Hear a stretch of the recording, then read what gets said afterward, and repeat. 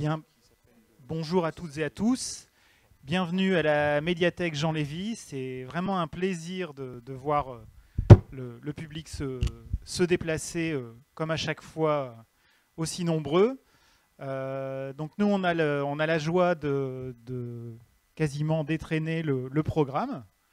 On a la chance aussi de recevoir 4 conférences ici à la médiathèque Jean Lévy dans les jours qui viennent au total, et une 5e dans une autre médiathèque, une médiathèque de quartier.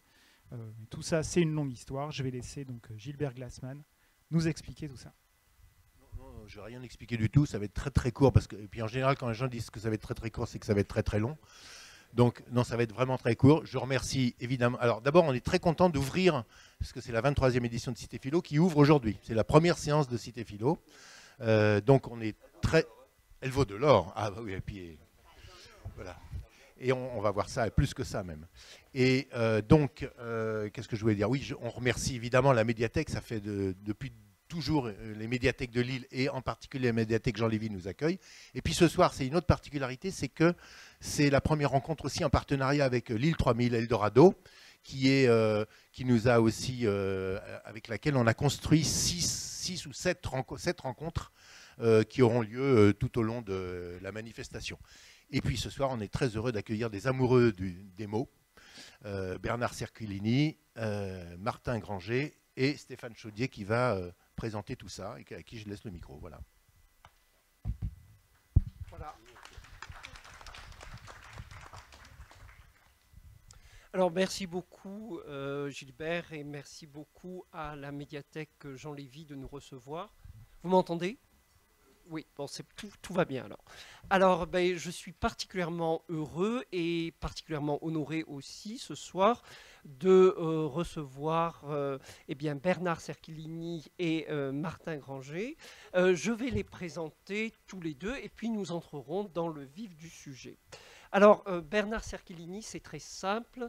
Il est ce que mon libraire de quartier, appelle un compétent absolu. Son domaine, c'est celui de la linguistique. Alors, il a commencé sa carrière universitaire dans le champ de ce qu'on appelle la médiévistique, la linguistique médiévale, avec une grosse thèse, une thèse d'État, comme on en faisait autrefois, en 1979, sur la représentation du discours dans les récits du Moyen-Âge.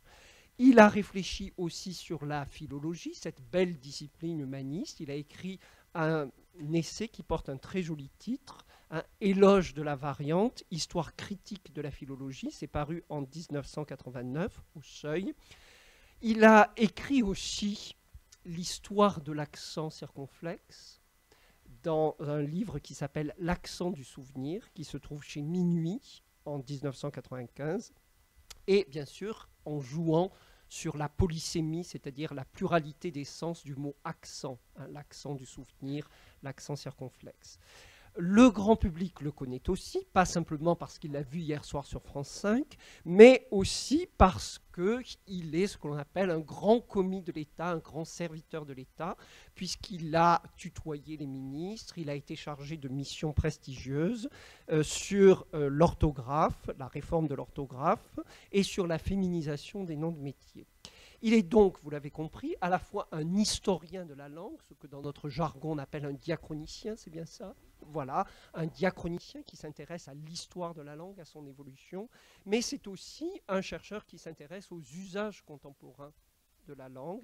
C'est à la fois un théoricien, c'est aussi un praticien, et last but not least, comme tous les gens qui sont très sérieux, eh bien je crois qu'il ne se prend pas trop au sérieux, et c'est pour ça qu'il est membre de l'Oulipo. Alors vous pouvez nous expliquer ce que c'est que cet acronyme?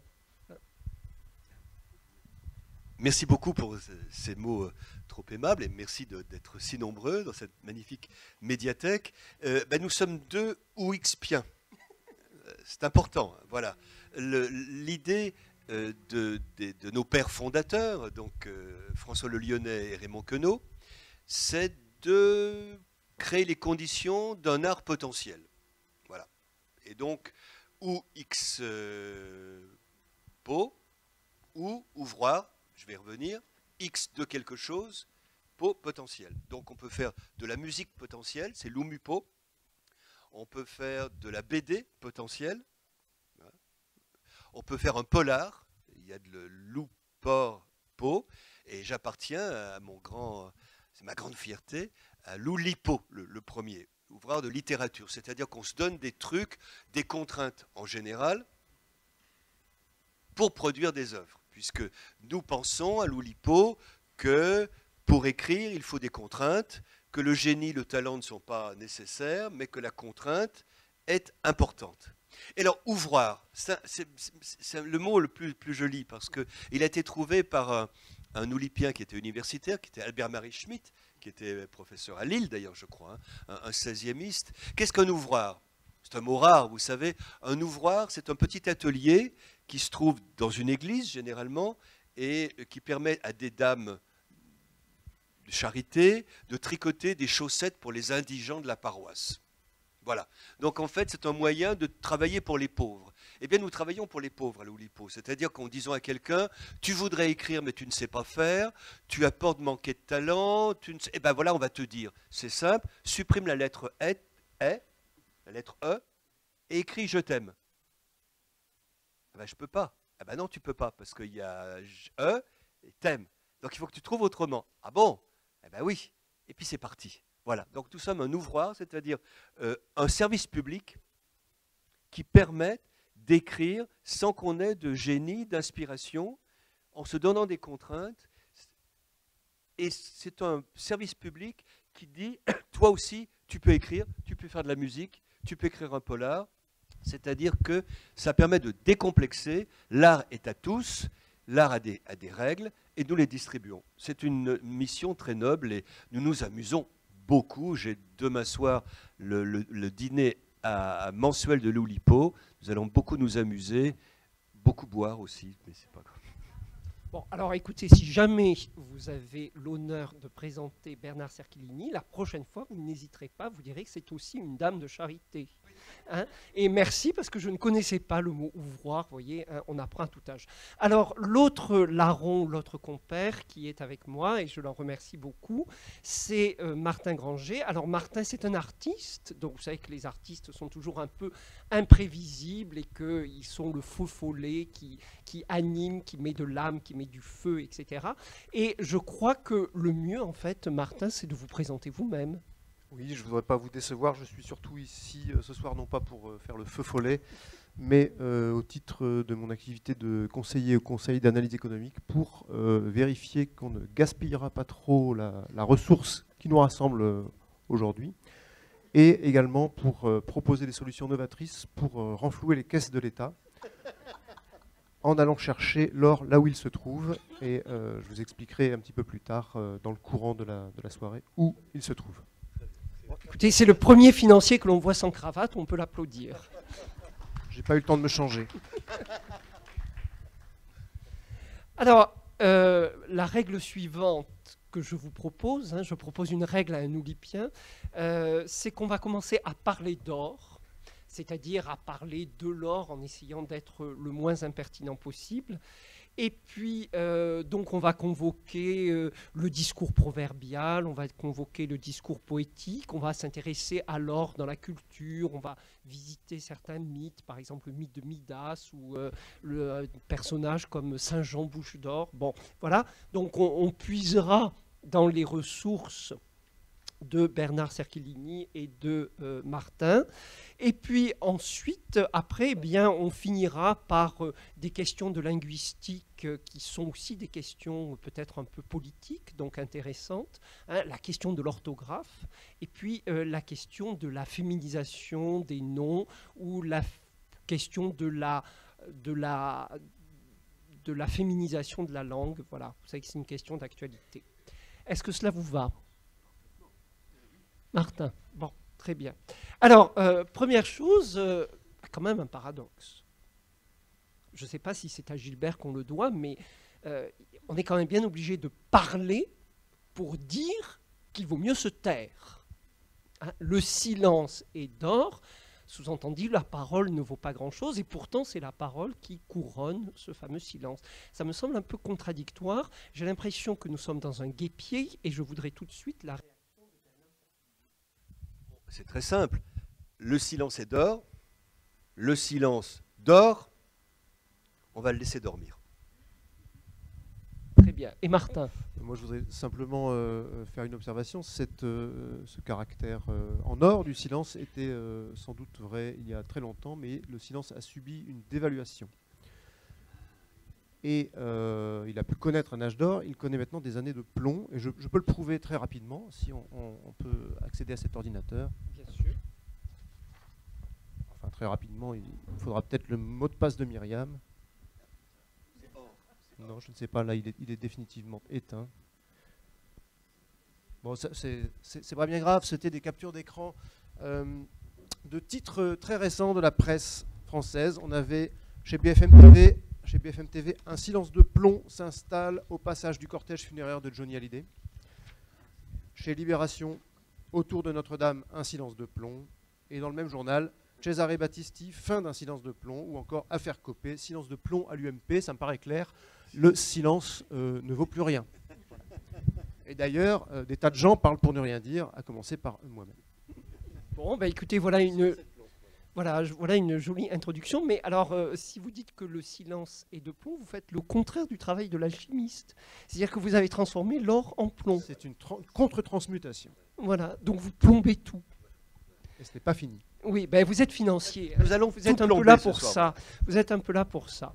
Bon, alors moi, je voulais attirer votre attention sur le fait que quand on dit le silence est d'or, eh bien, on produit le même type d'incohérence un peu jubilatoire quand même, ou productive, ou inquiétante, à vous de choisir l'adjectif, que quand on dit méfions-nous des méfions, il ne faut jamais dire jamais.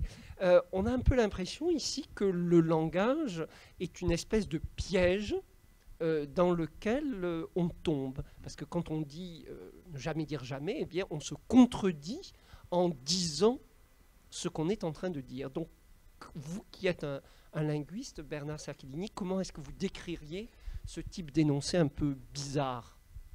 Ah, moi, j'aime beaucoup la formule « le silence est d'or », car elle est représentative de ce qu'est le langage. Cette dualité dont vous parlez. Hein. Parce que quand on dit « le silence est d'or », on dit qu'il est merveilleux de se taire. Et que la valeur suprême est dans le silence. Mais on le dit. Et donc, on rompt le silence. C'est-à-dire qu'en faisant, on a une action contraire à ce qui est dit. Le faire et le dire. Et là, on est au cœur du langage. Récemment, Barbara Cassin a publié un joli petit livre sur dire quand dire, c'est vraiment faire, qui reprend un livre ancien d'un philosophe analytique, Dire c'est faire. Et c'est tout un courant de pensée qui rappelle que parler, c'est agir. Ce que les linguistes, excusez-moi, appellent le performatif. C'est-à-dire qu'il y a des actes que l'on fait seulement en parlant. Par exemple, si l'on dit « je te baptise » ou bien, comme Gilbert, « j'ouvre la réunion ». On ouvre disant « donc, c'est-à-dire qu'on fait avec du langage. Mais du coup, ce faire, il peut être différent du contenu.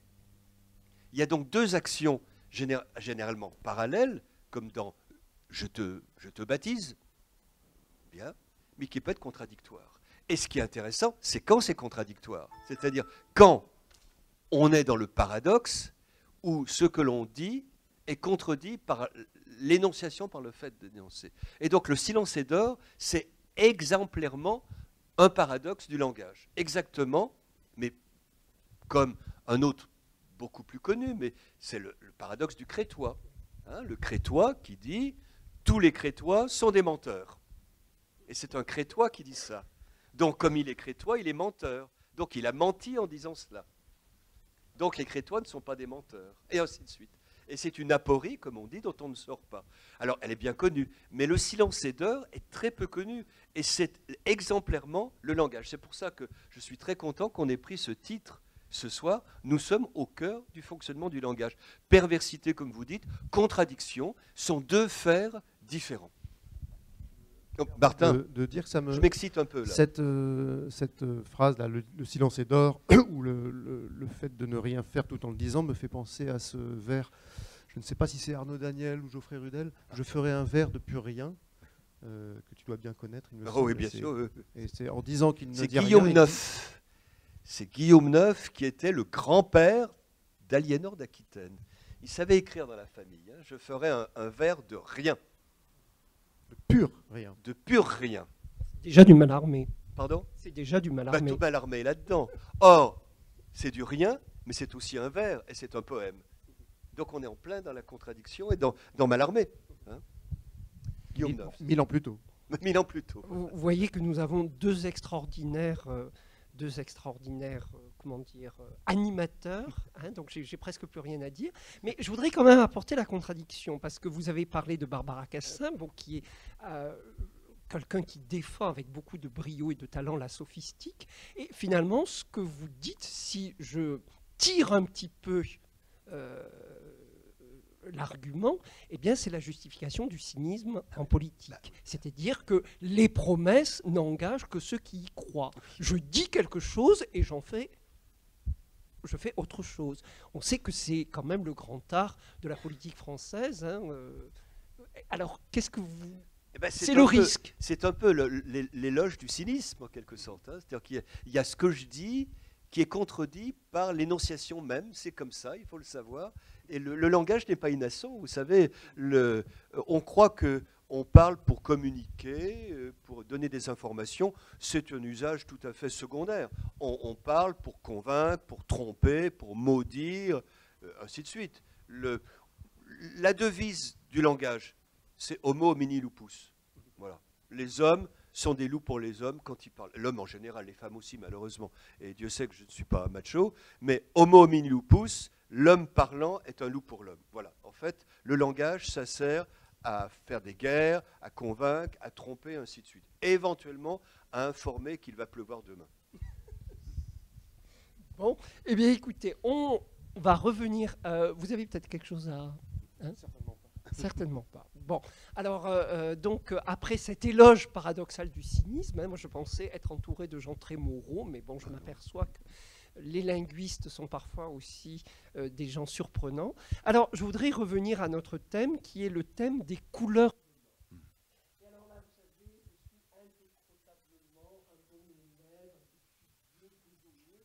Alors, je me suis rappelé que quand j'étais au lycée, il y avait un petit livre très utile qui s'appelait Les mots latins.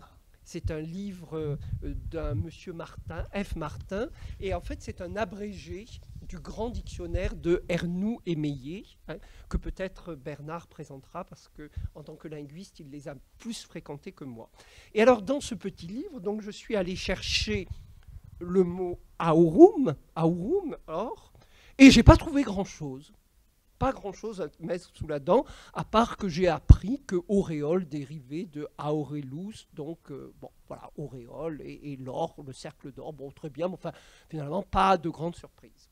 Par contre, je suis allé à argentum, la racine arg, qui veut dire brillant, lumineux, qui a donné argenton, argent, argenton, la ville où l'on extrait de l'argent, mais aussi le verbe arguere en latin, qui a donné arguer ou arguer? Non, arguer.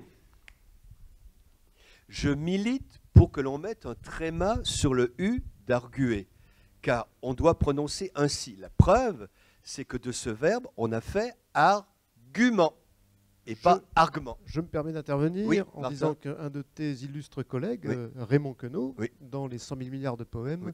fait la cinérèse sur arguer dans un vers. Le lâche peut arguer de sa mine palote.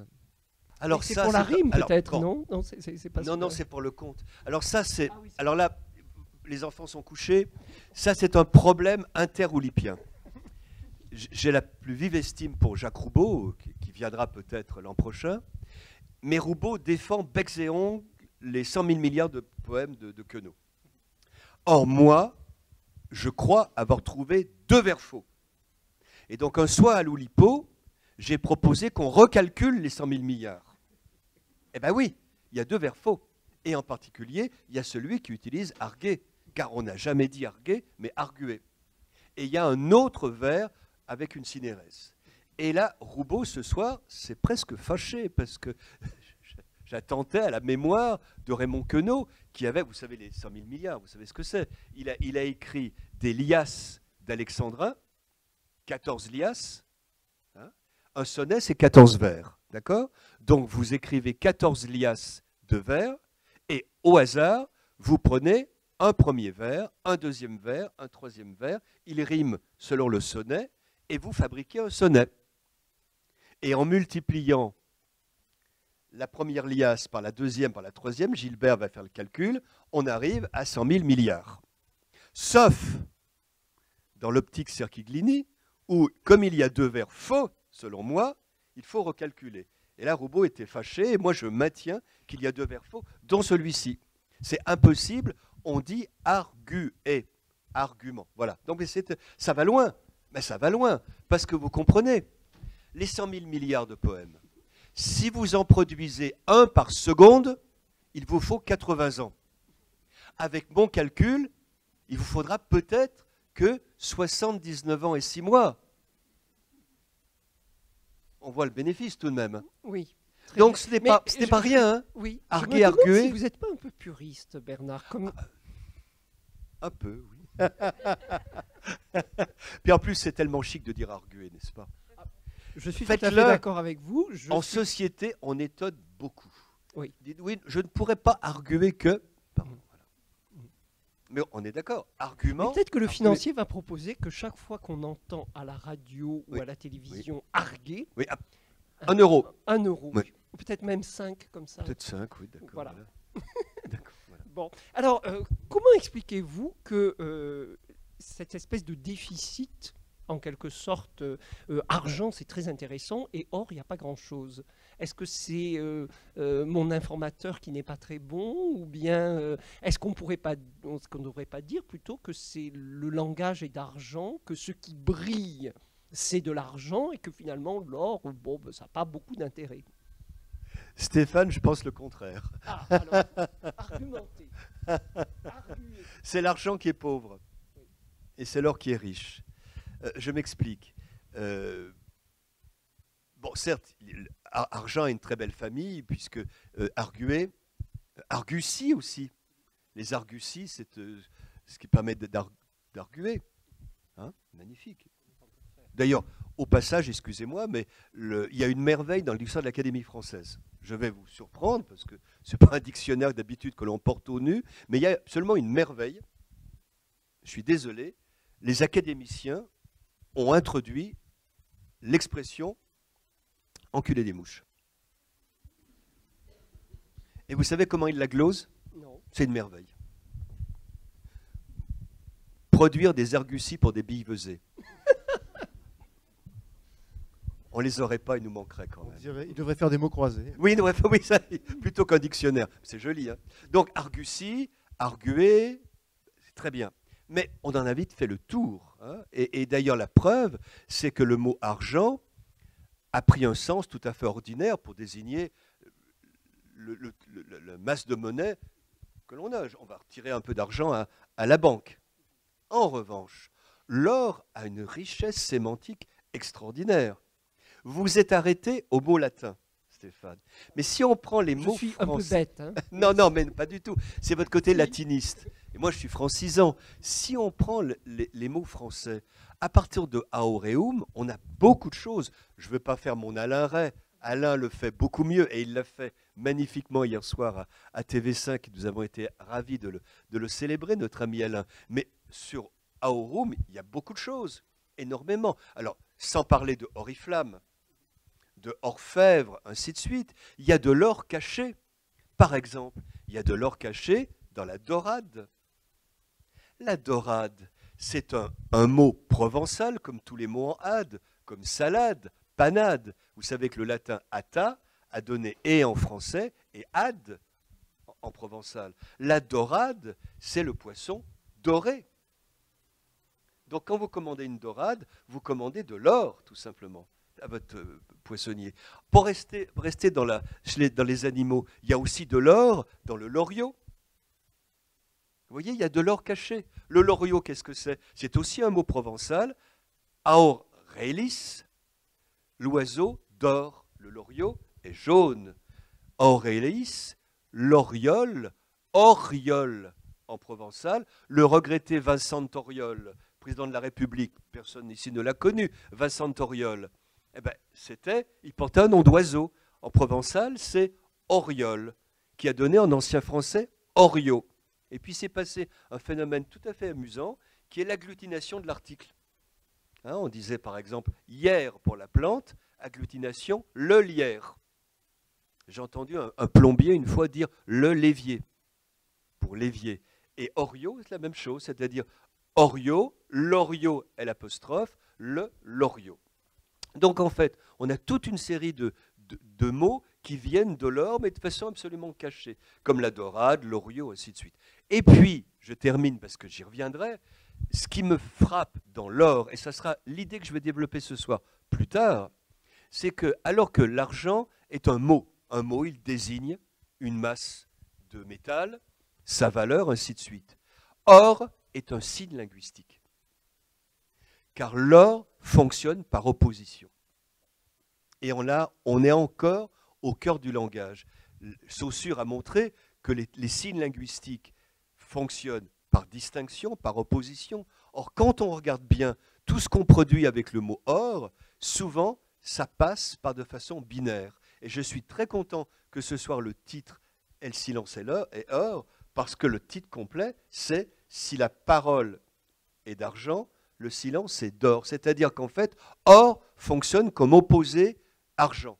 Mais or aussi fonctionne comme opposé debout. Et tout à l'heure, si vous me redonnez la parole, Stéphane, on va prendre ça et on a toute une série. En fait, l'or n'existe que par opposition. C'est-à-dire qu'on est vraiment, et de façon au plus juste, un signe linguistique. L'or prouve Saussure. Pas mal. Bravo. Quelle démonstration. Alors, il aurait peut-être fallu, mais je crois que vous l'avez entendu, préciser dès le départ que Bernard Cerchilini a fait sa thèse à Aix-Marseille, d'où ses références peut-être au provençal. Ah ben voilà. Bon, voilà. Et alors, c'est extraordinaire parce que grâce à lui, je viens de redevenir un étudiant. Hein, mon cours de philologie où j'avais appris sel, salade, pain, panade. Et vous avez ajouté la dorade au paradigme. Bon, voilà, c'est formidable. D'ailleurs, ça ne s'enseigne plus assez, hein, la philologie. Je crois même plus du tout. Je le regrette. Je le regrette. Et là, je suis comme mon maître Alain Ray, c'est-à-dire que si on ignore l'histoire de la langue, on est appauvri. Et Alain, hier soir, à l'émission la Grande Librairie, où nous étions tous les deux, a très bien expliqué qu'une langue, c'est une culture, c'est un ensemble de valeurs. Et quand on utilise un mot, il miroite. Il a quelque chose qui revient. Et donc, salade, c'est du provençal, même si on ne le sait pas. Il y a quelque chose là. Et dans la dorade, il y a du doré. La pommade, il y a de la pomme. Ben voilà. Bon, eh bien écoutez, merci beaucoup. Alors, Martin. Rien, si ce n'est que cette pomme m'évoque la pomme d'or du jardin des Hespérides. Ah ben voilà. Ah voilà. Alors parlez-nous, ben voilà, je vous lance sur le jardin des Hespérides. Qu'est-ce qui s'est passé dans ce jardin? Oh non, c'est juste que je ne sais toujours pas si c'était des oranges ou des tomates. J'ai eu des tomates, ça me paraît un peu difficile vu l'époque en fait, donc ça devait être des oranges. Mais tomate en italien, ça se dit pas pomme d'or? Et parce que la tomate est un fruit, hein, récent. Et donc on a eu du mal à la nommer. Donc nous avons utilisé en français, en allemand, en anglais, un mot qui vient de l'Amérique du Sud, un mot indien. Et puis les Italiens, eux, ils ont utilisé une métaphore. Pomodoro. Oui, c'est très joli. Mais comment nommer des produits arrivés tardivement? Vous voyez, c'est le cas de la pomme de terre. Pomme de terre, c'est un peu idiot, quoi. Patate. Parce que tous ces fruits, tous ces légumes sont arrivés à partir du XVIe siècle, parfois au XVIIIe siècle, et on les nomme d'une façon un peu bizarre. Vous voyez, et moi, j'aime beaucoup pomodoro. Ça c'est magnifique, c'est la pomme d'or. Merci. Ce n'est pas une tomate. Oui. Et est-ce qu'on peut une toute petite incise pour parler de l'aubergine, puisqu'il existe un ouvroir de translation potentiale ou transpo qui a inventé en la découvrant, l'aubergine. Et l'aubergine, c'est une catégorie de mots constituée de deux mots étrangers qui signifient, dans deux langues différentes, qui signifient la même chose. Exemple, aubergine, auberge, in. en français et en anglais. Ah, ça, c'est très très bon, ça. Vous en avez d'autres? Eh bien, ils en ont d'autres, mais moi non. Là, c'est le seul que Ah, je ça, c'est bien. Ils en ont au moins une trentaine, je crois. Alors, moi, Moi, je j'avais peux. inventé une contrainte oulipienne qui consistait à repérer des mots dont le second élément dans le seconde partie est un élément du premier. J'avais appelé ça la contrainte cornichon. Nichon, voilà, c'est ça. À propos de nichon, j'ai une question Bah. qui me taraude. Est-ce que l'aréole a un rapport avec l'auréole et par conséquent avec l'or? C'est une variante. Hein. C'est-à-dire que c'est la même chose, c'est rond. Alors, on l'a autour du sein ou on l'a autour de la tête, mais c'est le même mot. Voilà. Hein. C'est aurela, arela. Voilà. Ah, c'est extraordinaire. Hein. Bon. Alors, écoutez, bon, je voulais vous lancer sur la pomme de la discorde, hein, mais peut-être qu'on réservera ça pour un autre moment. Voilà. Et puis, puisque vous avez ce merveilleux jeu de mots hein, sur l'auberge, l'auberge en anglais, ça m'a rappelé mon professeur d'anglais hein, qui me disait, savez-vous comment on dit être en anglais? Le être. L'arbre. On dit beach. Parce que to beach or not to beach. Être ou ne pas être. Voilà. Bon, voilà. C'est des Rapproché de Raymond Queneau qui disait qu'il n'y a que deux sortes d'arbres, l'être et le non-être. Voilà. Non, mais c'est vrai que ces calembours d'une langue. Hein, alors, il y a une pratique oulipienne qui est la traduction à approcher. Le goût suave du singe. C'est God Save the Queen. Hein. Ah, oui. Et là, Pérec en a fait de très très très très belles. Et hier soir, je ne sais pas si quelqu'un d'entre vous a regardé l'émission La Grande Librairie, François Bunel a proposé un livre d'un auteur que je ne connais pas, mais qui est digne de l'Oulipo, qui est tout simplement appris la première page de la recherche de Proust, et l'a passé à Google Traduction, dans une langue un peu rare, par exemple en croate. Et à partir du croate, il l'a repassé à Google Traduction vers le français. Il a fait ça avec toute une série d'une cinquantaine de langues rares, et son livre est fait du résultat. Et c'est stupéfiant. Et donc François a demandé à François Morel, qui était présent parmi nous, de lire. Et c'est magnifique. C'est des poèmes étonnants. Vous voyez, longtemps je me suis couché de bonne heure, parfois je me suis couché dans mon lit, la bougie éteinte, enfin c'est étonnant, étonnant. Je vous signale, nous avions eu l'idée à l'Oulipo de le faire, nous ne l'avons pas fait parce que nous avons des idées tous les soirs, mais on peut beaucoup s'amuser avec Google Traduction.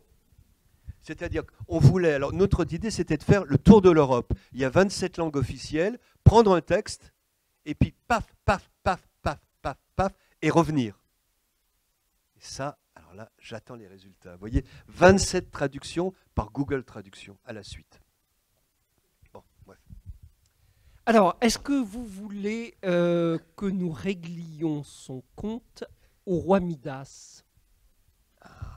Qui a envie de raconter l'histoire de Midas? Je crois Martin? que c'est cousu de fil blanc, puisque c'est marqué en gros caractère ici que c'est moi.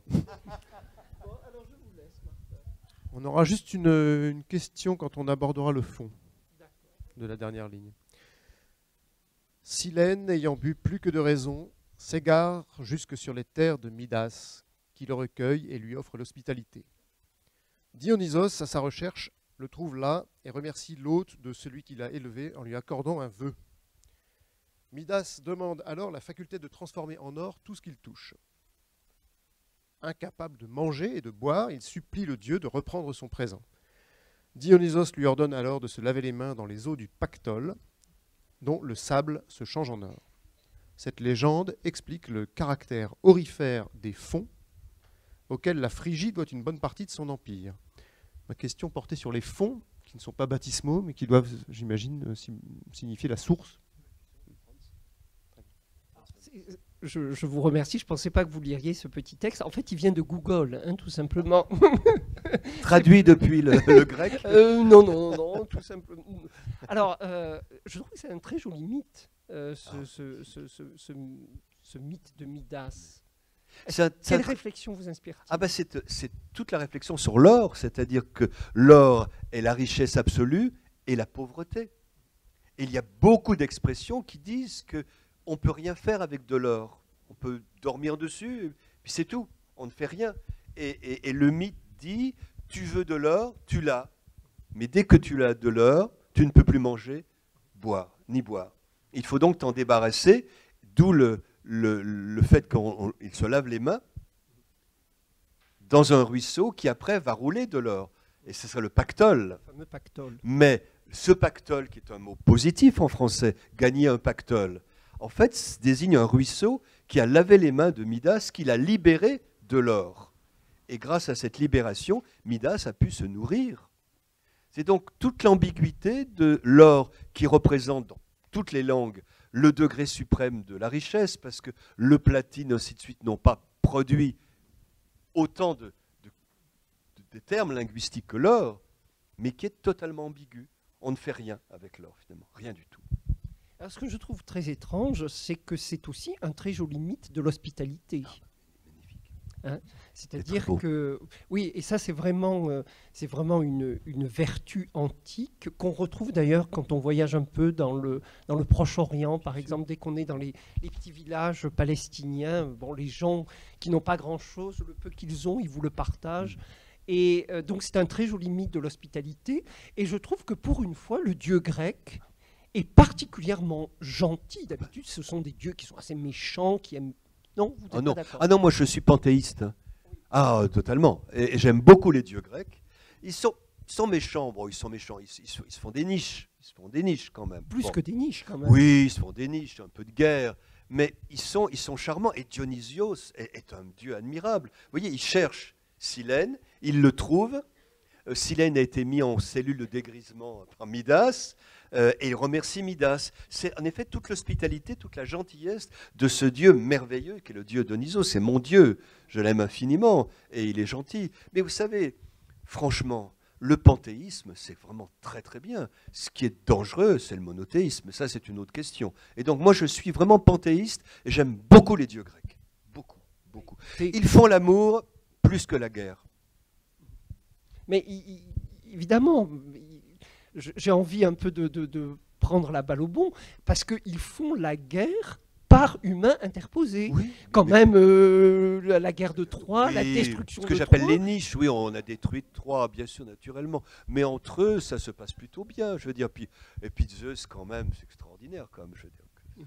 J'ai l'impression que Bernard Cerchilini est un grand immoral, non? Vous n'avez pas un peu cette impression quand même? Il fait l'éloge de la parole qui permet de dire tout et le contraire de tout, de dire sans faire. Il fait l'éloge des dieux grecs. Oui. Voilà. Oui. Bah oui.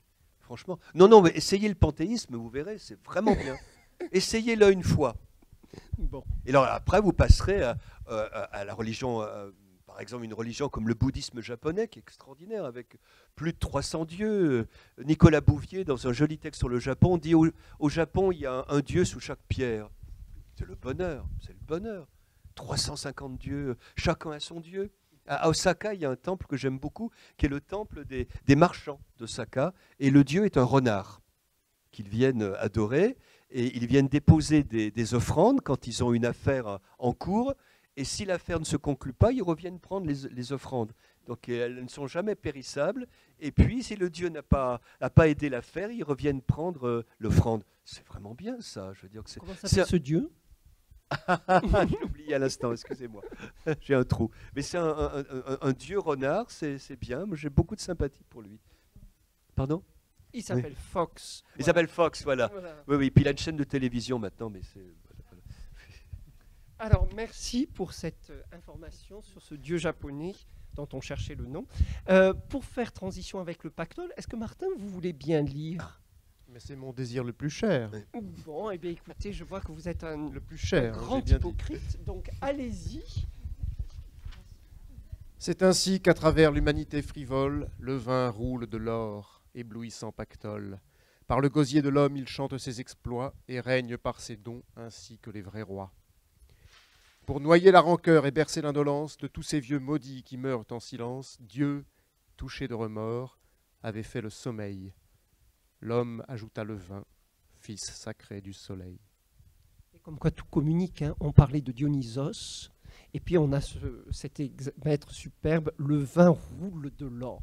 Alors j'avais envie de vous faire remonter le temps, de vous transposer dans une classe de lycée avec le professeur Lagarde et le professeur Michard, qui auraient interrogé le jeune Cerchiglini. Cerchiglini, commentez-moi le vin roule de l'or. Ben, quand j'étais en 6e au lycée Ampère à Lyon, j'ai vu passer l'inspecteur général Lagarde. Ah. Ouais. Je l'ai vu. Et Il alors, existait. Oui. Il alors, existait. Quel souvenir vous a-t-il laissé? Moyen, parce qu'il était camarade de promotion de mon professeur à l'école normale supérieure, et il lui a cassé les pieds, parce que lui était inspecteur général, l'autre était prof, et il lui a vraiment cassé les pieds. Et quand il est parti, le prof lui a dit, écoutez, il m'a embêté, mais on est camarade de promotion, il m'a embêté, ainsi de suite. Donc, pas un très bon souvenir. Mais c'est très bien, Lagarde et Michard. D'ailleurs, on dit le Lagmiche, vous savez. Le Lagmiche. Ah oui, Lagmiche. Je viens de publier un livre sur la troncation, donc je suis dedans. Écoutez, tout à l'heure, vous Oui, disiez... d'ailleurs, je l'ai acheté, il manque les dernières pages. Ah oui. Et est-ce qu'on dit Cerchi Oui, dans et les cercles philologiques Et je déteste. Ah oui. Je déteste. Tout le monde m'appelle Serki, mais surtout pas en ma présence. Voilà. Ah bon, d'accord. Voilà. C'est comme ça. Voilà. Donc, voilà. Et vous alors, préféreriez Glini? pardon, Glini, je préfère. Glini, c'est bien. Et alors, expliquez-nous alors. C'est une affairèse. Oui, Affairèse Apocope. Mais alors, expliquez-nous, Cerchiglini, c'est un mot manifestement italien. Est-ce qu'il y a un peu d'or dans ce Non, il y a du Cerchiglini? chêne. Ah, quercia. C'est pas ça? Quercio, c'est ça. C'est-à-dire que quand vous rencontrez un Ciaculini, vous lui dites vous êtes de Perugia. C'est la seule ville au monde dont l'annuaire téléphonique soit plein de Ciaculini. Il y a 2 pâtisseries à Pérouse. Toutes les 2 s'appellent Ciaculini, mais pas ma famille. Mon grand-père est parti à 9 ans sur les routes parce qu'il crevait de faim. Bien sûr, je suis issu de l'immigration pauvre. Mon grand-père est mort analphabète. Mais Ciaculini, c'est une jolie histoire, je peux la raconter. J'ai appris l'histoire de mon nom à l'époque, un jour où j'étais professeur visiteur à Berkeley. Et il y avait un séminaire de philologie romane et passe un grand professeur de philologie italienne qui s'appelait Stefanilli. Hein. Et il me dit, alors on parlait anglais, et il me dit, ah, professeur Ciaculini, you have a marvelous Italian name. Alors je dis, thank you very much. Do you know the origin of my name? Et il me dit, oh, certo. Alors il est passé à l'italien, c'était bien mieux. Et alors ce qui est magnifique, c'est que c'est un nom typiquement régional. Vous voyez, comme un Vasseur est du Nord. Un Vasseur est forcément d'ici. Hein, bien. Bon. Et ben Ciaculini est de Perugia, parce que c'est la seule région d'Italie où le latin quercus, le chêne, est devenu cercus. On appelle ça une métathèse en linguistique. Quercus, cercus. Et donc Cerchiglini, c'est un toponyme, c'est un nom de lieu où poussent des chênes. Voilà, donc je romps mais ne plie pas. Voilà. Ciaculini, voilà, c'est ça. Bon, ben écoutez, merci beaucoup. Si On on apprend- venait à Baudelaire un petit peu. Ah, Baudelaire, Ah oui, alors paraissait Baudelaire, Baudelaire, ceci Baudelaire. dit, légèrement les- dissipé. Vous êtes Oui. très doué parce que vous Eh ben, avez oui. noyé le poisson là. Alors, Dans le vin pactole. roule de l'or, métaphore. Mais magnifique. Vous voyez, tout à l'heure, vous avez dit l'or est pauvre. Il est riche. Et le grand professeur de littérature française que vous êtes, Stéphane, doit le savoir. Que fait-on en poésie avec de l'argent? Pas grand-chose avec l'or. Monosyllabe, vous vous rendez compte? On a tous dans la tête des vers magnifiques utilisant le mot or. On a quand même les haillons d'argent, excusez-moi. Oui, c'est vrai. Oh, d'accord. jolie intervention. Magnifique, bravo. Mais le vin roule de l'or, éblouissant pactole. Hein, cette faucille d'or dans le champ des étoiles, un monosyllabe. Et là, le vers de Baudelaire est sublime. Le vin roule de l'or, éblouissant pactole. En fait, c'est une métaphore du pactole, du fleuve, car c'est le fleuve qui roule de l'or. Mais le fleuve, il est à la fin du vers. Le vin roule de l'or, éblouissant pactole. Et au début du vers, c'est le vin qui prend la place du fleuve. Le vin roule de l'or comme un fleuve de Californie qui roule de l'or, mais c'est le vin. Et poétiquement, c'est extraordinaire. Et le vers est très beau, et c'est tout le génie de Baudelaire. Ah, tu m'as donné ta boue, et j'en ai fait de l'or autre vers de Baudelaire, sur lequel je reviendrai. Pardon. J'ai pétri de la boue et j'en ai fait de Ça l'or. prouve, à mon avis, que Baudelaire aimait le goût du blanc, si je puis me permettre. Sinon, il aurait parlé de la pourpre. J'ai trouvé un vers de José Maria de Heredia. L'Etna mûrit toujours la pourpre et l'or du vin, c'est-à-dire le vin rouge et le vin blanc, à mon avis. L'Etna mûrit. Ah, toujours. j'avais compris Marie. L'Etna mûrit.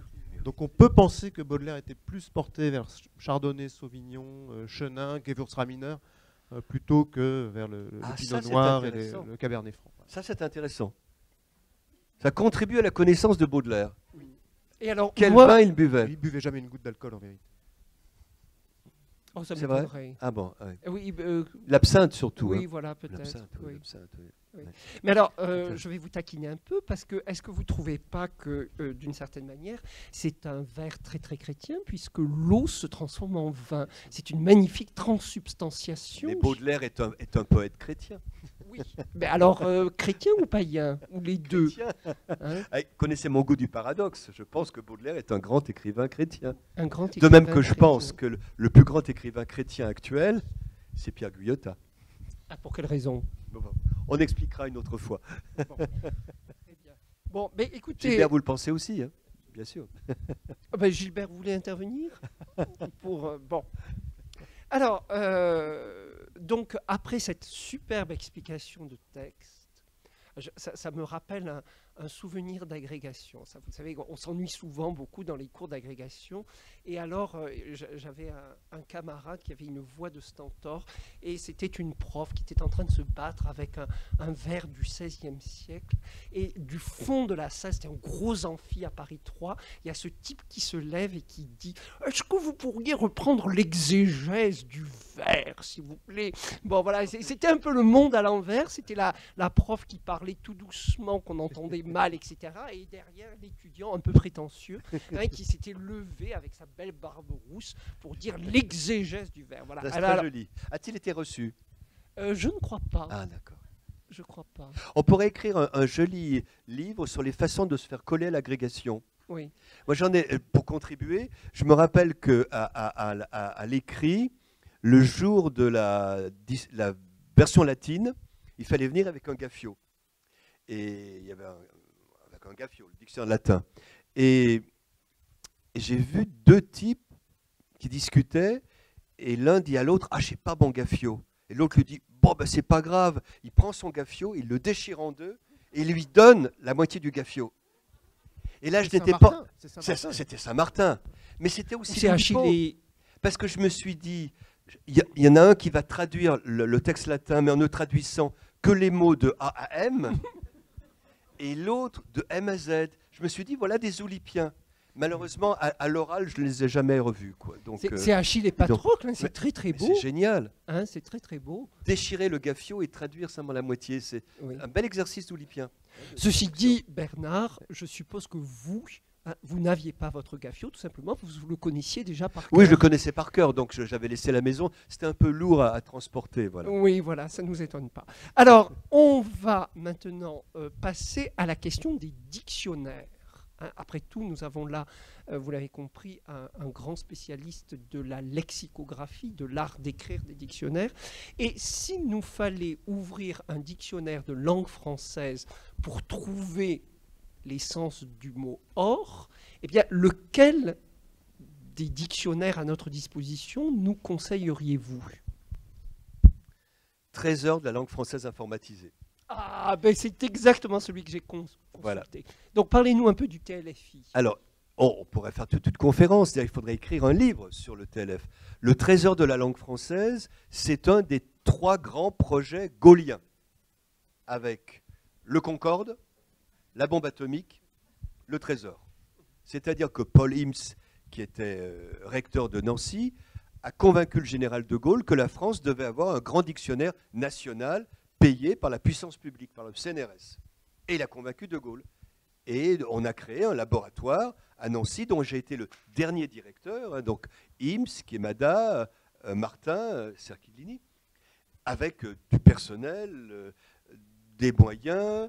Et Hims a été conseillé par Quémada, qui est le père intellectuel, Quémada, à l'époque, on est en 62, a appris qu'il y avait des ordinateurs et a proposé à IMS de faire un dictionnaire pour la première fois dans le monde, reposant sur un dépouillement complet, automatique, de tout le corpus littéraire français. Et donc, on a engagé 54 dames qui ont saisi tout le corpus littéraire sur des fameuses petites fiches IBM à 80 caractères. Gilbert peut-être s'en souvient. Et cette année-là, le CNRS, il faut voir ce que c'est. Quand j'ai dit projet gaulien, le CNRS a acheté 2 gros calculateurs, on disait calculateurs à l'époque, IBM 360, qui coûtait une fortune. L'un est allé à la physique nucléaire, l'autre au trésor de la langue française. Et c'est le Premier ministre Pompidou qui est venu inaugurer en grande pompe ce laboratoire. Et il a vu des dames qui tapaient. Et il leur a demandé, que faites-vous? Eh bien, on est en train de rentrer Proust dans un ordinateur. Et l'agrégé normalien Pompidou a été un peu étonné de découvrir, en 62, qu'on rentrait Proust. Mais ça a permis de faire ce dictionnaire admirable, 17 volumes papier, qui rend compte de l'ensemble de la langue, puisque l'on a pu balayer tout le corpus littéraire, au moins du 18e au 20e. Et ma tâche, ça a été de le faire numériser, de convaincre la directrice du CNRS, Catherine Bréchignac, à l'époque, de le mettre en ligne gratuitement et libre. Le CNRS voulait faire payer ça. Je lui ai dit, écoutez, madame la directrice, ce dictionnaire a déjà coûté l'équivalent de plusieurs Concordes, on ne va pas gagner des cacahuètes. Et donc, vous allez sur un moteur de recherche, vous tapez TLFI, et vous avez un des plus beaux dictionnaires du monde, complet, bien fait, admirable. Donc, je rends hommage à IMS, à Quémada, à Martin, à mes 3 prédécesseurs. Et à De Gaulle. Et à De Gaulle, oui, parce que... Et à Pompidou. Et à Pompidou. Parce que Comme quoi la droite française, pas toujours bête. la droite n'est pas forcément bête, et Pompidou, je crois qu'il est sorti du purgatoire, et on peut se rendre compte que Pompidou est quelqu'un qui, c'est un agrégé de lettres, qui aimait la littérature, et qui a été séduit, qui s'est dit, pourquoi pas, on va faire un dictionnaire de façon extrêmement moderne. C'était la pointe de la modernité. Alors, autant dire qu'à l'époque, l'ordinateur occupait tout le sous-sol du laboratoire. Maintenant, on a autant de puissance dans nos téléphones, bien sûr, mais c'était en 62. Hein. Je crois que Pompidou était lui-même l'auteur d'une anthologie de la poésie française, non? Qui n'est pas mal du tout, qui va jusqu'à Éluard, puisqu'il cite le fameux poème d'Éluard qu'il a cité à propos de l'affaire Russier. Je crois qu'on peut revenir à Pompidou. On a associé Pompidou à la voiture, à ces choses, à la banque Rothschild. Il y en a d'autres qu'on associe à la banque Rothschild depuis d'ailleurs. Hein. Donc, regardons un petit peu, le centre Pompidou, ce n'est pas si mal après tout. Hein. Et puis, cette modernité, la France a eu le dictionnaire le plus moderne du monde pendant une trentaine d'années. Pas mal. Voilà. Alors j'en profite pour remercier les étudiants de Lille qui sont là et pour leur dire, vous voyez, hein, Bernard Cerchilini prêche pour ma paroisse. Chaque fois que vous avez un texte à expliquer, allez, c'est gratuit, sur l'ordinateur, TLFI, vous penserez à Bernard Cerchilini, et vous introduisez le mot que vous cherchez, n'importe quel mot, par exemple dorade, et vous avez des exemples littéraires du 19e siècle, du 20e siècle, vous avez des exemples littéraires, et à la fin, vous avez une petite rubrique qui vous explique l'origine du mot, qui vous donne l'étymologie, qui vous donne la fréquence d'emploi. Enfin, La notice historique est épatante. N'oubliez pas qu'il y avait une centaine de chercheurs dans ce laboratoire. Et entre nous sommes entre nous, le dictionnaire historique de la langue française d'Alain Ray est une merveille. Nous lui avons dit hier à la télévision. Mais le meilleur lecteur des notices du TLFI, comment il s'appelle? Je ne sais pas. Il s'appelle Alain Ray. Bah, bien sûr, toutes les notices du TLFI sont passées dans le dictionnaire d'Alain Ray. Quémada n'était pas très très content et j'ai assisté à une prise de bec entre Quémada et Alain Ray. Quémada disait, Alain, tu te moques du monde, tu nous as copié nos notices. Bon, notices payées par la puissance publique, c'est le CNRS, et Alain en a fait un dictionnaire qui est admirable, que nous bénissons, mais autant dire que le projet gaulien est un projet scientifique. Les notices historiques du TLFI sont de toute première force. Je défends le CNRS. Très bien. Stéphane, puisqu'on a parlé de Pompidou, qui est à la croisée entre comment dire, la puissance publique et la poésie, je voudrais en profiter pour faire ma petite incise sur... Alors, allez-y, sur vous avez carte blanche, comment- Martin, sur, voilà. Alors, Comment enrichir la France. voilà, c'est ça. Alors ça, c'était juste les petites, la preuve que le silence n'est pas que d'or. Hein, c'était juste, voilà. Hop. Et maintenant, quelques pistes de recherche sur comment renflouer les caisses de l'État, car les caisses sont flouées. Et je peux vous assurer que quand les caisses sont flouées, ça peut faire très mal. Eh bien, ma proposition est assez simple. Puisque tant de choses sont faites d'or, on va les récupérer et refondre des lingots. Et donc, une étude statistique sur la présence d'or dans la littérature française donne des résultats assez étonnants, puisque c'est le cheveu qui arrive en première position. Je ne suis pas comment dire, suffisamment armé informatiquement et culturellement pour miner dans le corpus total de toute la littérature. Je me suis cantonné aux alexandrins, ce qui faisait quand même un fichier de 221 mégas, donc il y a une sacrée quantité d'alexandrins. Et c'est le cheveu qui, avec 34,88%, tient la corde, hein, si j'ose dire. On trouve des cheveux absolument partout. Je ne sais pas si j'en ai ici. Voilà. Alors peut-être on peut faire un blind test, c'est pas si facile. Henri Beauclerc, je ne suppose que plus personne ne le connaît. Ma chevelure d'or est blanche et clairsemée. En l'or de tes cheveux chauffe un bain langoureux, c'est peut-être plus simple, non? C'est très lisible pour du Mallarmé, mais c'est du Mallarmé. Voiler ses cheveux d'or où le rayon se pose. Alors là, c'est Théodore de Banville. Dans le sang des velours trempent leurs ongles d'or. On peut être un petit peu surpris de trouver des ongles ici. Mais j'ai considéré que la kératine, finalement, qui fournit la corne, les poils, les cheveux, parce qu'on a aussi beaucoup de barbe d'or dans la poésie, des tresses, pas mal de tresses, des boucles, sans parler des trois ours. C'est un peu de vampire, ça, non? Alors, dans le sang des velours trempent leurs ongles d'or. Gérard de Nerval. Oh. Gérard Nerval. Eh oui. Bravo. Et donc, on aurait pu croire que les ongles étaient faits d'onyx, hein, surtout les purs ongles, mais non, les ongles sont aussi faits d'or, comme Dostoïevski, du reste. Voilà. Au raisin noir, merci. Au raisin noir mêlé avec l'or de la tresse, voilà, c'était un exemple de tresse. Bref, donc la kératine. Loin derrière vient le soir. Également, on le connaît chez Hugo, hein, l'or du soir qui tombe, mais également sous sa forme de vépret. Et ce n'est pas chez Hugo qu'on va chercher un rendement maximal, mais chez... ça, c'est Nelligan, je crois. Quand le soir nous jetait de l'or par les persiennes, c'est là qu'il y a le rendement maximal, puisqu'il suffirait juste de se procurer des persiennes pour ramasser le pactole dont on parlait tout à l'heure. Voilà. Ensuite, on a le soleil, les coupes, les palais. Mais alors tout ça, c'est pas très facilement accessible, les palais. Donc je propose de concentrer nos efforts sur des gisements peut-être moins fournis, mais plus faciles d'accès. Et notamment les insectes et les fruits fournissent une source d'or assez importante. Donc on a ici l'éonce de Joncière, dont je ne connaissais pas l'existence avant de faire cette recherche. Midi, l'écorce d'or des fruits trop mûrs éclate. Mais nous mangerons l'or des juteux ananas, ça je crois que c'est Desnos, et les abeilles d'or qui volaient sur nos fronts, encore Banville, sur le couchant rougi de l'or des scarabées, là on est chez Hugo, des bœufs d'or y broutaient des prés de porcelaine, encore Hugo. On peut remarquer que les bœufs d'or, on serait plutôt habitué à trouver des œufs d'or qui viennent de la poule du même nom, mais il y en a finalement assez peu. Voilà, donc après on pourrait gloser qui vole un œuf d'or, vole un bœuf d'or. Hein. Et enfin, mon préféré de Émile Nelligan, roule des scombres d'or sous les harpes astrales.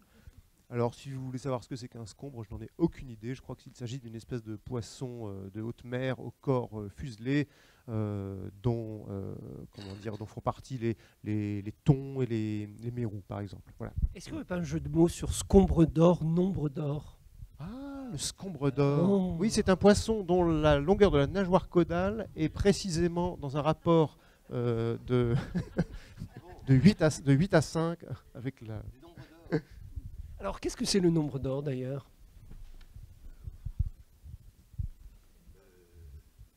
J'ai oublié à l'instant. Le nombre d'or, c'est un rapport entre deux nombres. Mais je ne sais plus lequel. Eh Gilbert. bien, vous prenez deux suites de la terme de Fibonacci.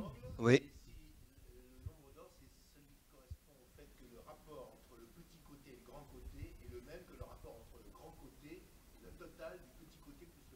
Ah ben voilà un mathématicien. Bravo!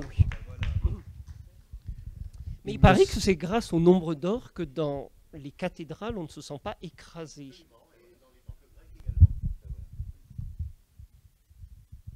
Je poursuis très rapidement sur ma tentative de renflouer les caisses. Et on a une dernière source d'or que je me garderai bien d'exploiter parce qu'elle pourrait conduire à un incident diplomatique. Elle nous vient de Théodore Hannon, fin 19e. Je rêve au tétin d'or pâle des japonaises. Voilà, donc on passera rapidement sur cette solution qui n'est donc pas acceptable. Et c'est les tétins que vous voulez taxer ou le poète? Moi, je ne voulais pas taxer qui que ce soit, mais je pense que c'est une source d'or qu'on ne peut décemment pas s'approprier sans créer de problème. Ah, un petit rébut. Bravo, voilà. Magnifique. Oui, j'avais oublié qu'il était là, à vrai dire. Le problème qui se pose, si vous voulez maintenant, une fois que le Conseil d'analyse économique aura mis la main sur ces réserves et les aura transférées dans les caisses de l'État, eh bien, par quoi remplacer cet or que nous aurons volé ou emprunté aux poètes? Et il nous faut donc des produits de substitution. Alors, on pourrait se pencher sur la table de Mendeleïev, qui contient tout un tas d'éléments au potentiel poétique très intéressants, comme le molybdène, le zirconium, ou que sais-je encore, ou tout simplement le plomb, qui a l'avantage d'être monosyllabique, et qui est très très voisin, puisqu'il ne lui manque que 3 protons à l'or pour faire du plomb. Mais enfin, la vérité, c'est que surtout dans la poésie, il faut fonctionner au cas par cas, et puisque on essaie de conserver soit la métrique, soit la rime, et dans le meilleur des cas, les deux. Donc, partons du plus simple. La tétralogie de Wagner, l'or du Rhin, peut être avantageusement remplacé par l'eau du Rhin. Personne n'y verra aucune différence. Dans Ne me quitte pas... La Vert du Rhin, d'ailleurs. Vert du Rhin. La Vert du Rhin qui aime beaucoup Wagner. Bravo. Et oui. Ça c'est bien ça. Oui. Eh oui, les Verts du Rhin aiment Wagner. Très bien ça. Et oui. Ah. Il y a encore des choses à trouver chez Proust. Ben, vous le prouvez d'ailleurs.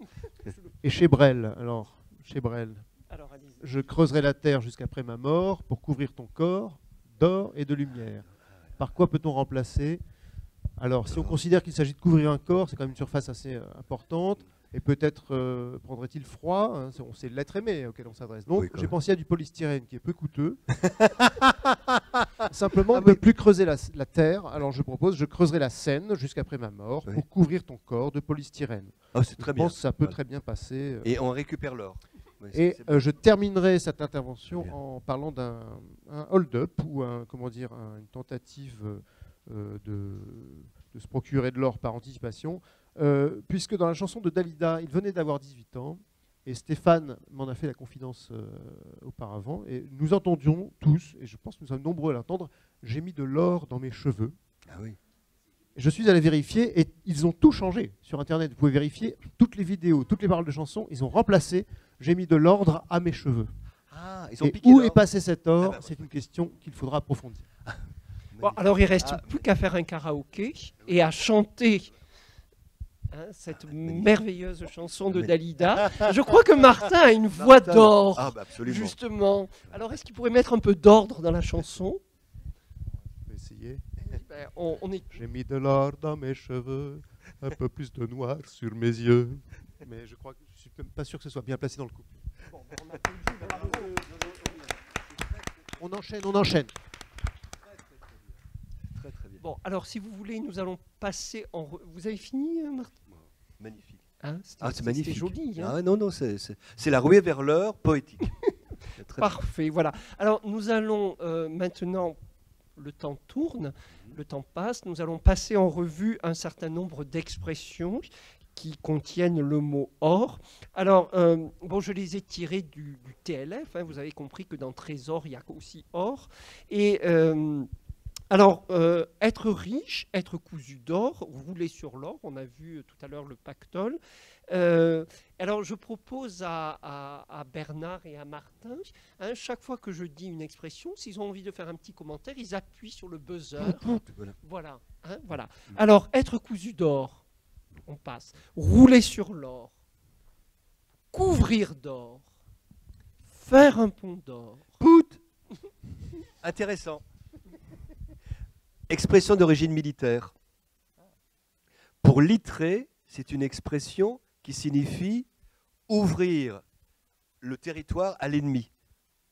Pour littrer, c'est faire un pondeur à l'ennemi, c'est-à-dire l'ennemi généralement vient de l'autre côté du Rhin, doit franchir le Rhin, c'est habituel, et donc faire un pondeur, c'est construire un pont merveilleux pour que l'ennemi vienne avec ses panzers, comme d'habitude, envahir notre cher pays. Donc pour littrer, c'est militaire. Et ensuite, alors maintenant, c'est plus du tout militaire, et ça signifie, on l'a chez Proust, ainsi de suite, offrir un bon salaire, des bonnes conditions. Dérouler le tapis rouge. Voilà, le tapis pourpre, donc on dirait maintenant. Oui. Voilà, d'accord, voilà. C'est intéressant. Ben oui. Vous avez dit rouler sur l'or. Dans mon optique comment dire, hold-up au profit des caisses de l'État, on pourrait dire rouler sur la paille, ce qui aurait le mérite de bien montrer un petit peu le but de l'entreprise. Oui. C'est-à-dire qu'on Nous mettre sur la paille, quoi. Voilà. Mettre sur la paille. Voilà. Bon, bah écoutez, très bien. Se faire les couilles en or. Après tout, on se fait des dents en or, Oui. mais pourquoi pas les couilles? Qu'est-ce que vous Oui, en alors c'est pensez? très curieux parce que d'abord, il y a une question de syntaxe qui m'intéresse, hein, parce qu'il faut quand même faire un peu de grammaire. Hein. Oui. C'est que il y a tellement d'expressions autour du mot or qu'on voit bien la tendance du français à utiliser de plus en plus la préposition or, la préposition en, pour désigner les compléments de matière. Je m'explique. Traditionnellement, dans le bon usage, le complément de matière est construit avec de. Dans le dictionnaire de l'Académie française, on trouve l'expression une montre d'or. Fontenelle, la dent D'or. d'or. Et de fait, les vieilles expressions, une voix d'or, un cœur d'or, ainsi de suite, sont avec de. Et puis vers la fin du 19e siècle, on voit apparaître pour le complément de matière en, qui est notre préposition ordinaire. Il y a dans le TLF, j'ai trouvé un très bel exemple chez Alphonse Daudet, qui dit « C'était l'histoire d'un homme qui avait une cervelle d'or. Oui, j'ai bien dit, une cervelle en or, une cervelle en or. » Et dans la phrase même, on passe de de à en. Ce qui est intéressant, c'est que les constructions anciennes, donc la voix, mon grand-père français chantait une vieille chanson, Les blés d'or. Donc on a toute une série de locutions avec de, et toutes les récentes sont en une affaire en or, un type en or, un public en or, un trep en or. Le trep, en argot, c'est le public. Et donc dans les milieux d'artistes, on peut dire, ce soir, il y avait un trep en or, un ami en or, un mari en or, un cousin en or, etc. Et le dernier exemple, qui est merveilleux, des couilles en or. On pourrait remplacer par des couilles en bord, élément atomique de numéro 4 dans la table de Mendeleïev, pour garder la musicalité de l'expression. Voilà. Et bien voilà. Voilà. Mais alors, si on veut Et être alors- un peu puriste, alors on dit se faire des couilles d'or. Alors, un puriste dirait, il s'est fait des couilles d'or. Là, il parlerait comme l'Académie. Voilà, ça serait très bien. Donc, je vous invite à revenir en bon usage et à vous faire des couilles d'or. Ce qui est quand même assez chic. Alors, puisqu'on est encore au propos des couilles en or, je rappelle que la couille en or n'est pas la verge d'or. Eh non, la verge d'or, c'est une plante ornementale de la famille des composés. Hein, vieille expression. Et un attribut d'Hermès, si je ne m'abuse. Exactement, comme le bouton d'or, hein, donc les couilles en or. Et puisqu'on reste encore aux couilles en or, je voudrais rappeler une expression des proxénètes des années 20, que j'aime beaucoup, à propos de ce qu'on appelait les bonnes gagneuses, vous voyez. Il disait, Bernard, il y a des enfants, je vais boucher quelques oreilles. D'accord. Il disait, celle-ci, elle l'a en or. Ah, c'est bien, hein. Celle-ci, elle l'a en or. Une ellipse. Une ellipse. Celle-ci, elle a en or. C'est joli. Hein, voilà. Alors, Donc- puisque nous sommes sur le chapitre des couilles et de l'or, je vous recommande d'écouter, mais peut-être que Martin va la chanter impromptu, cette très jolie chanson de Juliette, qui est un grand poète, Juliette Nourdine, qui a chanté Les bijoux de famille. Oh, elle est magnifique, mais je ne la connais pas par cœur. Elle est Ah, très, mais c'est très, très belle, dommage, très, Martin, très belle. ça manque à votre culture chansonnière. Hein. Voilà, vous penserez à nous sur les bijoux de famille, hein, un éloge des bijoux de famille par Juliette, hein, et qui nous rappelle ces fameuses couilles en or. Voilà, qui sont le dernier exemple des constructions en or que l'on peut, on peut dire un cousin en or, un voisin en or, après tout c'est productif. En or veut dire d'excellente qualité. Voilà. Très bien. Alors je continue. Est-ce que c'est joli, promettre des monts d'or, Oui. mais est-ce que ça se dit encore? On la trouve dans les dictionnaires, mais Oui. est-ce que est-ce que c'est parce que c'est vrai que dans l'ITRE, dans le TLF, on trouve des tas de jolies expressions et on a l'impression qu'on ne les trouve plus que là, qu'on ne les entend plus. Par exemple, je disais ce matin aux étudiants, est-ce que vous employez encore des expressions comme franc comme l'or? Et alors, il le Ben dit. non, pas du Non. tout. Non. C'est étonnant. Hein, on peut C'est demander étonnant. à notre jeune public, hein, Oui, oui. vous employez franc comme l'or? Non. Non. Hein. Beaucoup ont disparu. Par exemple, il y en a une qui est très jolie, c'est juste comme l'heure. Oui. Pour dire très juste. Par Mm. exemple, une heure à la montre peut être juste comme l'heure. Elle a Mm. totalement disparu. Hein. Mhm. Mais franc comme l'heure, moi je l'utilise, mais mes cheveux sont gris. Hein. Bon. Et juste comme l'or, ça nous rappelle la folie des grandeurs. Hein. Monsignor, il est l'or, il est l'or de se Il est lever. l'heure de se Hein, lever. oui. Bon, eh bien, écoutez, je vois que... Alors, je vous propose... ah oui, parce que ce qui est intéressant aussi, c'est ce que vous disiez au départ, cette espèce d'ambivalence de l'or qui achète tout. Donc, finalement, on acquiert de l'or pour pouvoir s'en débarrasser. Qu'est-ce que vous pensez de l'expression « pas pour tout l'or du monde » ? Vous savez, elle est très ancienne. Première occurrence, 11e siècle. C'est étonnant. Hein. Donc, en fait, cette idée que l'or de tout le monde ne vaut rien par rapport à des vertus est vraiment ancienne. 11e siècle, un des premiers textes pour tout l'or du monde. Et dès le 12e siècle, un proverbe dit « le cœur d'un homme vaut plus que tout l'or du monde ». C'est-à-dire qu'en fait, ce qui est l'ambivalence profonde de l'or, on considère que c'est la valeur suprême, mais que cette valeur ne vaut rien par rapport à la vertu. Et l'or est toujours ambigu. Ce que n'est pas l'argent, du tout.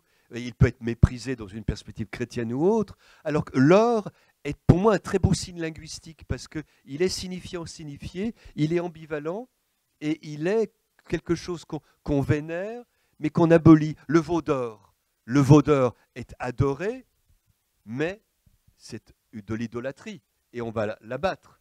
Et donc il y a toujours cette idée que l'or est une puissance fragile, une puissance extraordinaire, mais fragile. Et on l'a dans la langue qui particulièrement miroite pour l'or. Vous voyez, un exemple, si je peux continuer, il y a une expression que j'adore, c'est la clé d'or. Là aussi, je l'aime en tant que linguiste, car elle est comme le silence est d'or, elle est contradictoire. Une clé d'or, un physicien dirait, ça ne vaut rien une clé d'or. Une clé en or ne vaut rien. L'or est un métal malléable, on ne peut pas faire une clé en or, vraiment. Il faut un métal solide. Donc, une clé d'or, au plan de la dénotation, on dirait un linguiste, c'est une mauvaise clé. Elle a peut-être une belle valeur si on la fond, mais en tant que clé, elle n'est pas très efficace. Or, on a en français, en allemand, en russe, en croate, en chinois, toute une série de proverbes qui disent la même chose. Aucune porte ne résiste à une clé d'or. Je paraphrase. Et que disent les proverbes? Et c'est la sagesse mondiale, puisque on trouve ce proverbe dans une douzaine de langues. Elles disent qu'avec l'or, on peut tout acheter.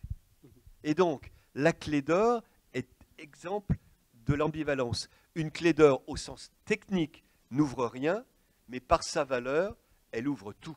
Et alors, on trouve des proverbes voisins du type « une mule chargée d'or sera accueillie par n'importe quelle forteresse », etc. Mais, généralement, c'est la clé d'or. dit le proverbe allemand, aucune porte ne résiste à une clé d'or. Et l'expression clé d'or est en elle-même, porte l'ambivalence de l'or, qui est pour moi un signe linguistique absolument admirable. Écoutez, je vous remercie beaucoup. Alors, vous me donnez l'occasion de placer un mot que j'aime beaucoup. C'est le mot énantiosème. Vous connaissez ce mot? À l'instant, j'ai oublié. Alors, j'ai appris ça quand j'étais jeune, donc, mais ça fait partie des choses dont je me suis rappelé. C'est un mot qui est employé par Roland Barthes et qui signifie le signe linguistique qui peut vouloir dire à la fois une chose et son contraire. Voilà. Et ben voilà, clé d'or en est un exemple. Voilà. Voilà. Et par exemple, il y a un verbe en anglais, to quench, qui veut dire à la fois assouvir et en même temps le contraire d'assouvir, c'est-à-dire, je ne trouve plus le contraire, mais... Assécher. Assécher, oui, voilà. Réprimer, on réprime et en même temps, on peut assouvir. Vous voyez, cette espèce de petit tourniquet. Hein, et d'une certaine manière, je me demande si on pourrait faire une interprétation un peu allégorique de votre beau proverbe sur cette clé d'or qui ouvre tout. Je me demande si la clé d'or, c'est pas le langage finalement. C'est ça. C'est en peut-être fait, aussi avec les belles paroles. l'or, c'est le langage même. Voilà. Voilà. L'or, c'est le langage même. C'est-à-dire qu'avec des sons, Fénelon dit le langage, ce n'est rien qu'une façon de bouger les lèvres. Avec ces sons, on fait tomber les forteresses. Voilà. C'est ce que disent tous les proverbes sur l'or.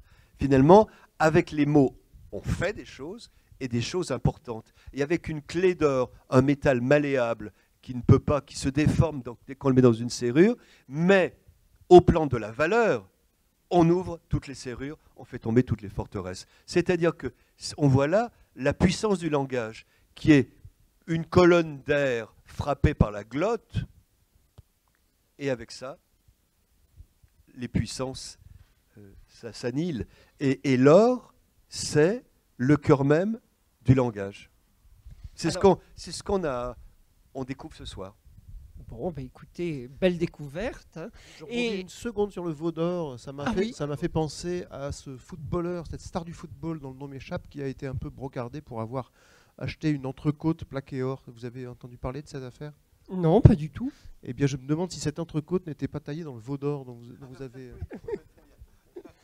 Bon, alors écoutez, je voulais demander à Bernard, oui, puis après on va laisser un peu de temps au public quand même pour intervenir, mais je voulais demander à ce grand païen de Bernard Cerchiglini, à ce chêne qui nous vient de Pérouge, si son saint patron, finalement, ce n'était pas Saint Jean Bouche d'Or. Ah ben naturellement, l'évêque du IVe siècle de Constantinople. Ça n'avait pas l'air d'être un rigolo. Ah non, pas du tout, pas du tout. Mais c'était l'éloquence, voilà. C'est-à-dire que c'est quelqu'un qui a compris les puissances du langage et l'effet du langage. Et il parle d'or. Et parler d'or, expression qu'on n'a pas encore commentée, c'est une manière aussi de dire, c'est parler de façon efficace. Parler d'or, c'est à la fois parler justement, mais c'est aussi parler d'une façon efficace. Et Saint Jean Chrysostome convainquait des foules. Il parlait d'or. Il y a une efficacité dans le langage qui est dans l'or. Donc en fait, j'y reviens, et j'ai une idée ce soir, mais je la pilonne, vous voyez, c'est-à-dire que le mot or est un signe linguistique qui porte en lui toutes les valeurs du langage. Notamment, et je voudrais y revenir avant qu'on coupe, la dualité et les couples. Si je peux me parler, j'ai annoncé, et je voudrais le dire, ce qui me frappe quand on regarde l'ensemble des expressions autour d'or, c'est qu'elles sont généralement binaires. Tout à l'heure, on a cité Baudelaire, la boue et l'or, le plomb et l'or, l'ail, la paille et l'or, l'ail et l'oignon. Oui, pourquoi pas. J'ai des oignons d'or dans mon anthologie, je ne sais plus où ils sont, mais on a des oignons d'or. C'est-à-dire qu'en fait, on a toute une série de comparaisons, et on peut en produire. Il y a un proverbe médiéval qui a totalement disparu, mais qui est encore noté par Littré, que j'aime beaucoup. Crosse d'or, évêque de bois.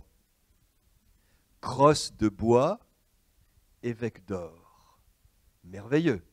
Merveilleux. C'est un proverbe admirable qui traduit bien ce que j'appelle l'anticléricalisme chrétien du Moyen-Âge. Les hommes du Moyen-Âge et les femmes avaient la foi, mais ne croyaient pas trop en la vertu de leur clerc. Hein, et d'où ce proverbe magnifique qui est donc très intéressant sur l'anticléricalisme, le fait que beaucoup d'évêques vivent dans le luxe et sont de mauvais évêques. Mais regardez, la construction, elle est merveilleuse. Elle est entièrement symétrique et elle s'oppose et elle fonctionne sur bois-or. Et donc, on pourrait faire la liste, et je l'ai faite, j'ai apporté, mais je ne veux pas être trop long. Mais si on se promène, j'ai encore une minute.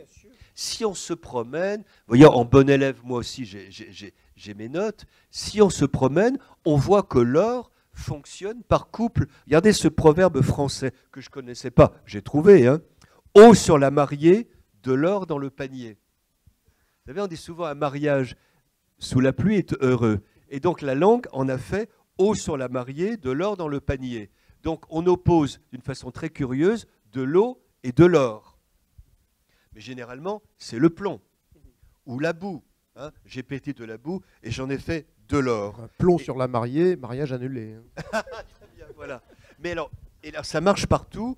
Un proverbe espagnol, en fourreau d'or, lame de plomb.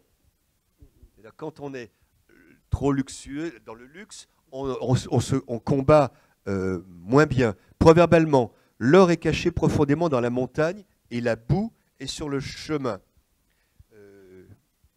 La boue se durcit au feu, l'or s'y amollit.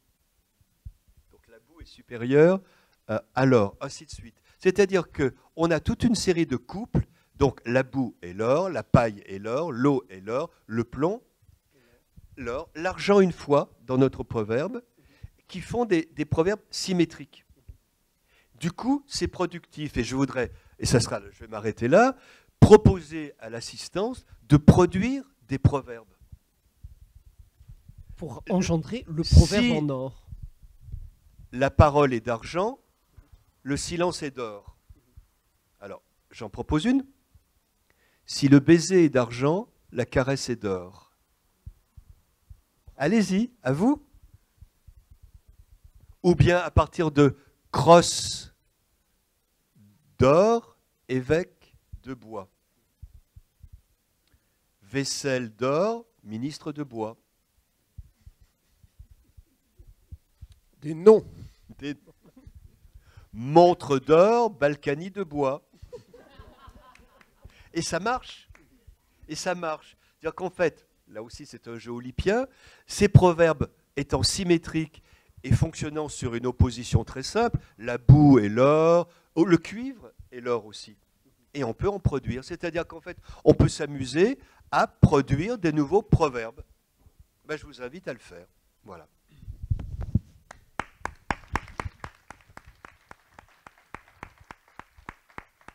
Petite page de publicité. Ah ben non, ça marche plus. C'est pas grave. Alors je crois qu'on peut dire que vous êtes un conférencier en or. Merci beaucoup Bernard Sacchini de nous avoir... Merci Martin aussi, bien sûr, de nous avoir déployé les trésors de votre érudition, toujours joueuse, toujours enjouée. Vous ne deviez pas être un professeur ennuyeux. Je rencontre des anciens élèves qui disent qu'ils se sont bien amusés. Oui, bon. Eh ben... une page de publicité, voilà. Naturellement, bah oui. Et nous remercions nos partenaires, voilà. Résidor, voilà. Et enfin, il n'a pas résisté à l'épreuve du temps. Ah, oui. Merveilleux, très bien. Parfait. On a encore un quart d'heure de... Alors, on peut quand même donner la parole à la salle. Enfin, si vous souhaitez intervenir, poser des questions. Proposer des proverbes. Proposer des proverbes. Ah ouais, proposer un proverbe. Allez, on va donner le prix du plus beau proverbe.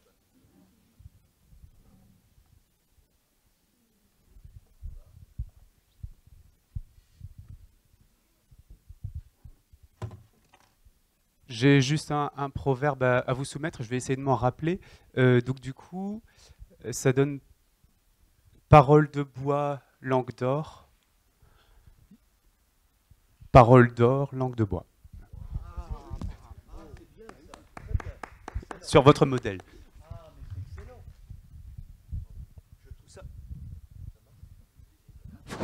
Ah, c'est excellent. Parce qu'en plus, ça reprend le bois à langue de bois. Excellent. Vous voyez, ça marche.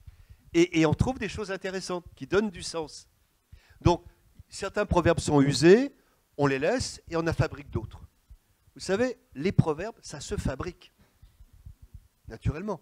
J'ai un ami africain qui, toutes les 3 minutes, cite un proverbe africain qu'il a inventé à l'instant.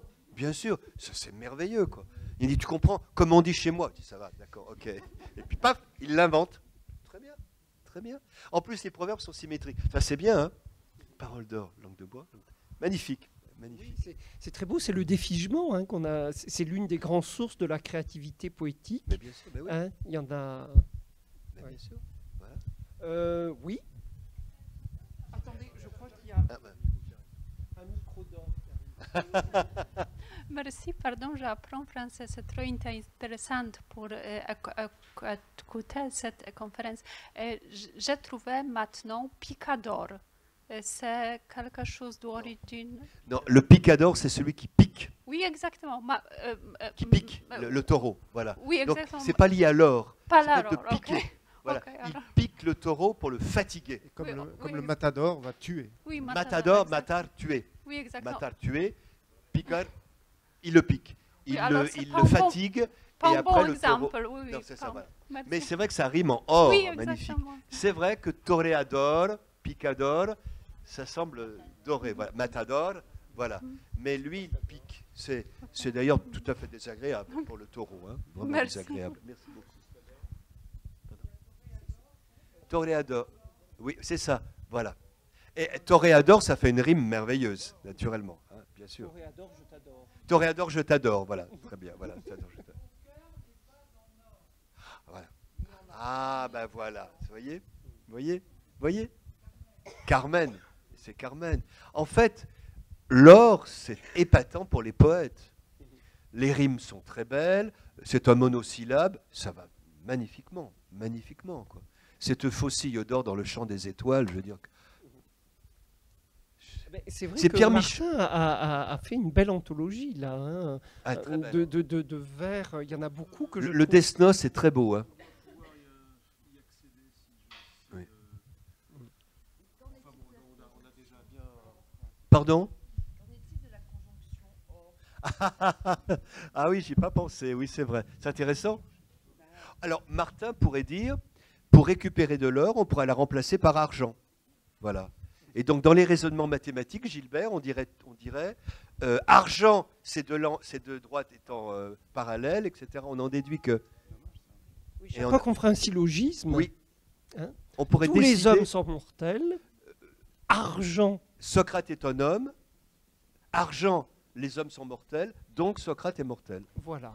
Argent, voilà.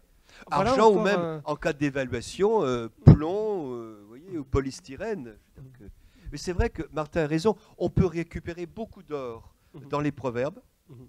dans les poèmes, Mhm. dans la grammaire. Hein. Récupérons, comme pendant les guerres, on demande aux Français d'apporter leur or. Eh bien, on pourrait demander aux Français d'apporter leur conjonction, Mhm. leur conjonction de coordination.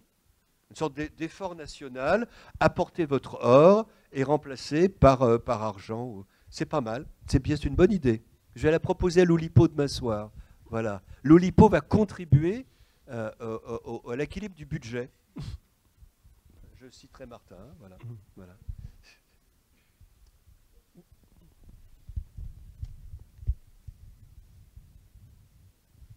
Oui, bonsoir, j'ai écrit quelque chose, je ne suis pas sûr que ça soit un proverbe, c'est peut-être un anti-proverbe.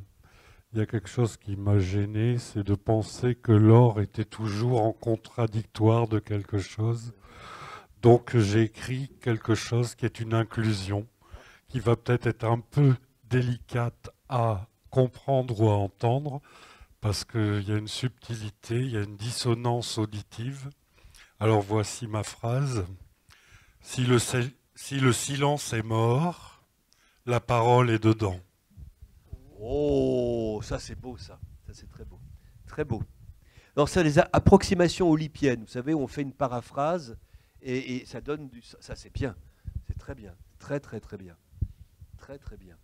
Des Magnifique. paronomases, hein, c'est comme Paronomase, Mhm. ce qu'on appelle la paronomase, c'est-à-dire vous prenez une phrase et puis vous mettez des mots voisins qui donnent un autre sens. Ça, c'est très beau. Commencer un poème, vous savez, votre poème, il est commencé là. Ah bah oui. Monsieur, il faut écrire tous les jours. Voilà. Ah bah absolument. Très bien. Par ornomase. Ah voilà, c'est ça, voilà.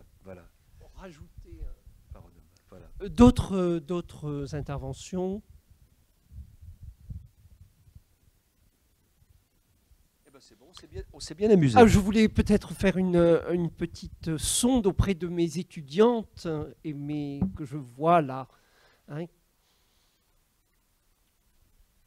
Est-ce que la rencontre vous a intéressé? Oh, elles sont timides. Hein. Aucune d'entre vous ne veut prendre la parole pour...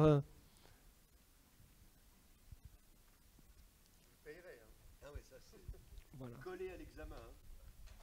Bon. Eh bien, écoutez, les meilleures choses ont une fin, donc je suis très heureux d'avoir eu la chance d'animer cette rencontre. Je vous remercie de votre présence. Vous avez été manifestement de très bons conducteurs. Et puis, à la prochaine fois. Voilà. Merci Stéphane. Merci à vous. Surtout.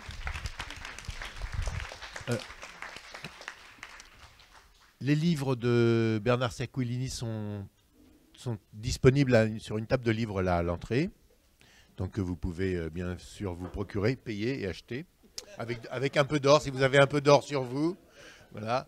Je vous signale que la prochaine séance consacrée à l'or, puisque comme je vous l'ai dit tout à l'heure, nous avons 6 ou 7 séances sur le thème de l'or, Eldorado, ce sera le mardi prochain avec 2 grands écrivains, Patrick Deville, qui vient de sortir un livre sur l'Amazonie. Ce sera le mythe de l'or dans la littérature latino-américaine, hein, les conquistadors, le XVIe siècle. Voilà, excellent. C'est un des meilleurs écrivains aujourd'hui français, à mon avis, hein, Patrick Deville. Et il dialoguera avec Philippe Ollet-Laprune, qui est un grand érudit de la littérature d'Amérique latine et qui a écrit d'ailleurs notamment une encyclopédie de la littérature mexicaine. Voilà.